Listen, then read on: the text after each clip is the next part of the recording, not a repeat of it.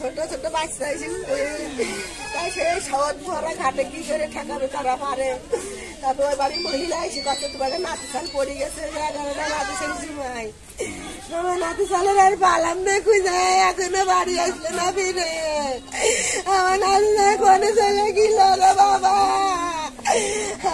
আমার ভাই ভাত খেল না, আমার ভাই ভাত খেল না এখন। আমার ভাই কোনে গেল রে। রুহুল আমিন মাগুরা। আমি সকাল যখন আমাদেরকে জানাইছে তখন থেকে আমরা 6টা 20 পর্যন্ত আমরা পানিতে আমাদের কয় ঘন্টা 4 থেকে 5 ঘন্টা আমরা পানিতে কাজ করছি সকাল থেকে। যারা উপস্থিত ছিলেন তার অভিভাবকরা ছেলের বাবা এবং দাদা এবং স্থানীয় যারা ছিলেন সবাই বলছেন যে আপনারা দরকার নাই, যথেষ্ট করছেন। এখন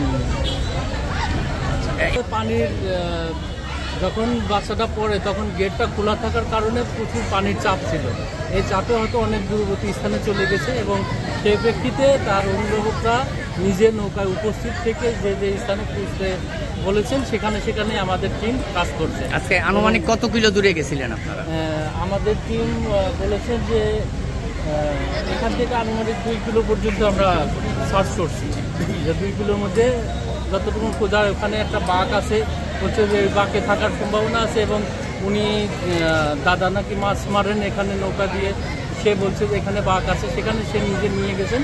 সেখান পর্যন্ত আমাদের টিম উদ্ধার করছে, যথেষ্ট পরিমাণ চেষ্টা করছে। তারাও বলছে যে ভাই অনেক কষ্ট করছেন, এখন আপনারা নিজেরা সমাপ্ত করেন। আমাদের পক্ষ থেকে আর কোনো আপনাদের মধ্যে কোনো অভিযোগ নাই কিংবা যে আপনারা করছেন, গাফলতি করছেন, এ ধরনের কোনো অভিযোগ নেই। তারা বলছে যে